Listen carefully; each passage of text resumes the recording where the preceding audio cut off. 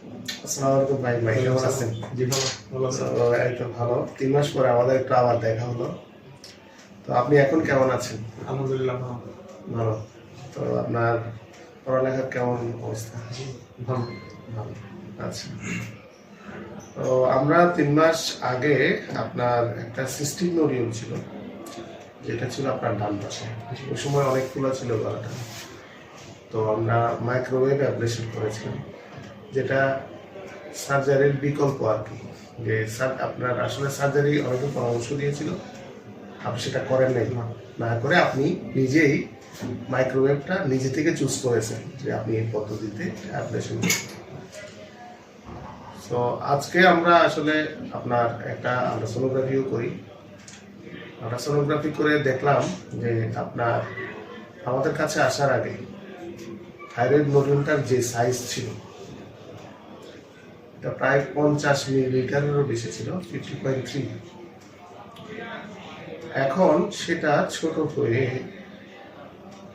0.3 ml এর কাছাকাছি চলে আসছে, মানে 98%-এরও উপরে ছোট হয়ে গেছে মাত্র 3 মাসের মাথায়। সো আপনি আমাকে আপনার অভিজ্ঞতাটা একটু বলবেন, আগে কিরকম আপনার অনুভূতি হতো, কি কি কষ্ট হইতো এই টিউমারটা থাকার ফলে, এবং বর্তমানে আপনার কি কি অসুবিধা কিংবা সুবিধা হচ্ছে আপনি আমাকে একটু জানাবেন। উইন্ডোজে শুরুতে যখন হচ্ছে আমার থাইরয়েড নোডুলটা ধরা পড়ছিল, তখন হচ্ছে মানে বিশেষ করে খাবার খেতে গেলে গিলতে কষ্ট হতো। তারপর হচ্ছে রাতে ঘুমানোর সময় একটু ডিসকমফোর্ট ফিল হতো। তো আমি যখন ঢাকা ডাক্তার দেখেছিলাম তখন বলছে সার্জারি ছাড়া এটার কোনো ট্রিটমেন্ট নেই বাংলাদেশে। তো আমি মানে সার্জারিতে মানে যাওয়ার জন্য রাজি ছিলাম না। সো আমি তখন হচ্ছে সার্জারিতে যাইনি ঢাকাতে। সো হচ্ছে চিটন হচ্ছে একদিন ন্যাশনালে আসলাম। দেন হচ্ছে আপনার হচ্ছে দেখলাম যে এখানে হচ্ছে বাংলাদেশে ফার্স্ট হচ্ছে আপনি হচ্ছে মাইক্রোভেবলেশনের সাথে ট্রিটমেন্ট করাচ্ছেন। কারণ আমি ঢাকাতেও এই ট্রিটমেন্টটা খোঁজ নিয়েছি। আমার একটা বিদেশে ছিল এটা আমি জানি, কিন্তু বাংলাদেশে মানে কোথায় আছে সেটা জানতাম না।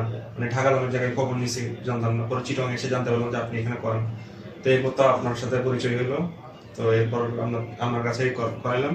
এবং হচ্ছে এব্লেশন করার পরে যে আমার গলায় কোনো দাগ নাই, কিন্তু আমার সার্জারি করলে তার গলায় একটা দাগ থেকে থাকতো। তো আর হচ্ছে আমার যে আগে ডিসকমফোর্ট গুলো ফিল হইতো ওগুলো এখন নাই। এখন হচ্ছে মানে খাবার দিতেও কষ্ট হয় না, আর নিঃশ্বাস নিতেও ওরকম প্রবলেম হয় না। আচ্ছা তো এখন ভালো আছে আর কি। আচ্ছা, আপনি কি এখন কি অ্যাবলেশন পরবর্তী আমরা কি আপনাকে কোনো হরমোনের ওষুধ দিয়েছি? না খাচ্ছেন আপনি? না। আপনি তো এখন একটা হরমোনের রিপোর্টও করিয়েছেন এখানে। তো এখানে আমরা আপনার হরমোনের এই যে রিপোর্টটা, টিএসএইচ আছে 3.28 micro international unit per ML, মানে এটা একদম নর্মাল। আর ফ্রি T4 যেটা আসলে অ্যাকচুয়াল হরমোন, সেটা আছে হলো 14.93 পিকোমোল পার লিটার, এটা একদম নর্মাল। এই নর্মাল লেভেলের হরমোনটা আমরা যেটা পেয়েছি, এটার জন্য তো আমরা কোনো আপনাকে ওষুধ দিয়েছি কিনা, থাইরক্স, থাইরোনর, এই জাতীয় কোনো হরমোন ওষুধ দিয়েছি কিনা? তো তার মানে হলো এই পদ্ধতিটার ফলে আপনি যে টিউমারটা নষ্ট করছেন, মানে এটা তো সার্জারির বিকল্প হিসেবে করছি, এটা করার ফলে আপনার কোনো ওষুধের কি হয় নাই, প্রয়োজন হয় না।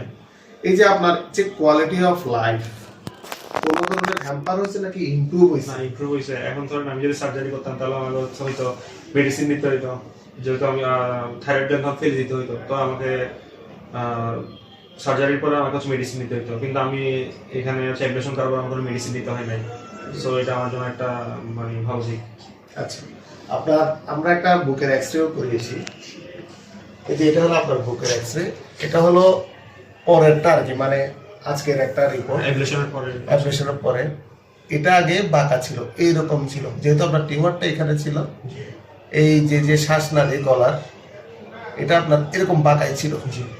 এই টিউমারটা এখানে বড় হয়ে পিছনে আপনার খাদ্যনালীকেও চাপ দিচ্ছিল। এখন এটা আল্লাহ রহমতে পুরোপুরি নর্মালে চলে আসছে, একদম মাঝখানে।